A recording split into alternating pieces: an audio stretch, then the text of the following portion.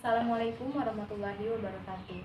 Sampurasun pamirsa sadayana, wilujeng patepang deui sareng simkuring Rizka Ayu Andayani dina acara Warta Sunda. Simkuring bade ngadungikeun warta anu parantos dugi ka meja redaksi. Warta anu baris kasanggakeun nyaeta wartos terkini CPNS BKN imbau proses penetapan NIP Garagiru dipercepat.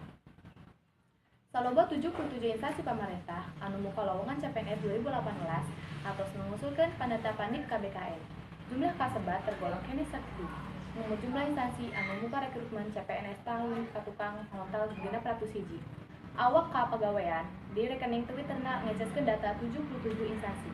Anu tos mengusulkan penetapan NIP eta ditampar poe ieu. Dinten Rebo kaping 30 Januari 2018 tabuh hiji barang. BKN mengimbau dina instansi pusat atau wewengkon supados proses penetapan NIP dipercepat.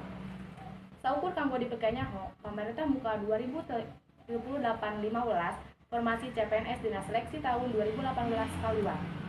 Anu sumubar di 70 genep kementerian atau lembaga serta 525 pemerintah wewengkon.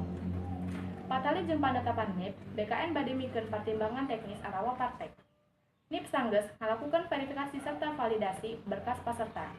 Partek ieu saterusna bade barobah kaayaan landasan kanggo pajabat pambina kapagawean instansi.